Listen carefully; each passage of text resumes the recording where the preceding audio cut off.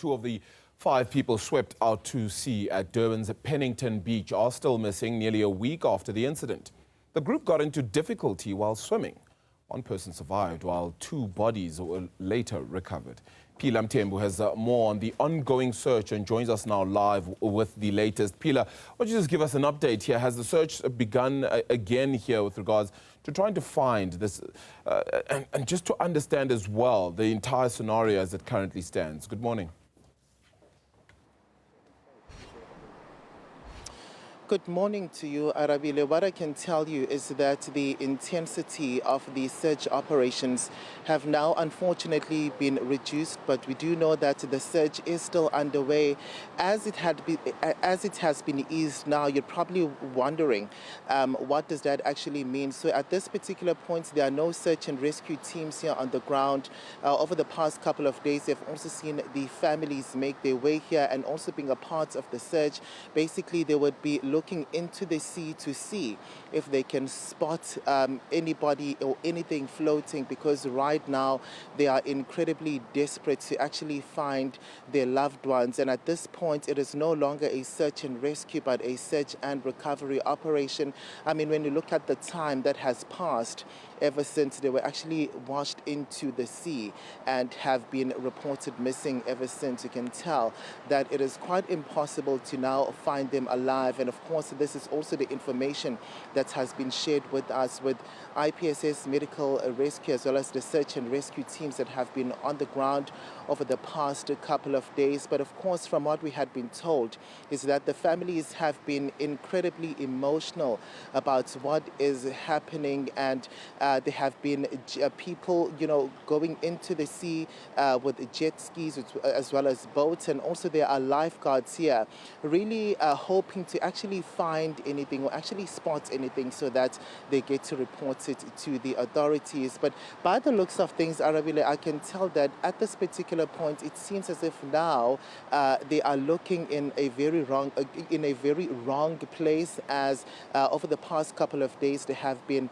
absolutely no sighting of anybody floating in the sea here. But we're also going to be engaging with some of the beachgoers who have been here since the search had begun, and they have also been telling us that they have been seeing these families and engaging them, and also just describing to us how they had been feeling over the past couple of days, quite very desperate. We do know that it is 21-year-olds that are currently missing at this point, and also what we do know is that 2 bodies were recovered, and there was one successful rescue which happened over the past couple of days as well. But as the search continues, I'm going to bring in Nissan into the conversation. You have been here for the past couple of days. Well, since the search had been underway, you have been also assisting to be on the lookout to see if you can spot anything. But of course, you had been telling me off camera that it seems as if you are now looking at a wrong place. Tell us why. Well, good morning. If you look at the currents, they're all sweeping southwards, and I think the first body that was found in the aftermath was in Baisley Beach, which is a few kilometers down coast. So logic would say that if anybody would search, would be searching down coast, further down, unless a body would be stuck in the rocks or something like that locally. But it's a sea, there's scavengers, there's all kinds of animals and whatever. So the chances of finding anybody, I think, is slim, and if ever, it will be down coast, not here.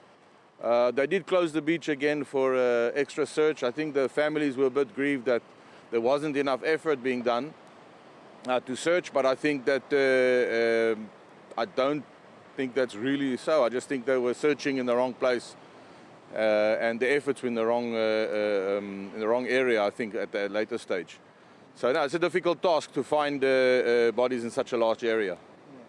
And I mean, what concern does this also leave you with as beachgoers? I know that you are not from here, you are from the Northern Cape, correct, if I'm not mistaken, and you are seeing all of this happen, and there have been calls which have been made to the public whenever they're using beaches to actually ensure that they prioritize their safety. Absolutely. I think, and not to say, but, you know, New Year's parties and that type of thing normally is accompanied with alcohol. Not necessarily the case, but that makes things dangerous. Also swimming in a beach which you're not familiar with, and also, you know, in late hours of the evening or early evening, it just increases the risk. So for anybody, regardless, but it's sad, you know, it's young guys young people that just finished school to start their life, and it ends up in a tragedy like this. So it's a bit sad, you know, for everybody. But yeah, safety at a beach, safety first. There's a lot of rip currents here, and the person's got to be very cautious. Okay, thank you so much. Let us leave it 100%. there. Nisan, thank you so much. Happy New Year to you. Have a great 2026. Thank you, you guys too. Thank you. All right, so Arabile, that was just us getting an insight from Nisan. Nisan has been here since the search started. He had also been assisting. So if you can see on the background, people are still chilling here. They are basically relaxing, having a good time, enjoying the Durban sun. But now this is the exact same beach that now gets to leave behind quite sad, quite traumatizing memories for those families that are still desperate to find their loved ones. At this point, we also do know that the beach had been closed due to the search and recovery operations being underway, just to ensure and also give assurance to the family that you know, search and rescue teams are actually fully dedicated in ensuring that they get to find their loved ones. But of course, no developments so far at this point. They can only hope and pray that they get to at least get the bodies of their loved ones back home, because they are no longer hopeful that they will be found alive at this point.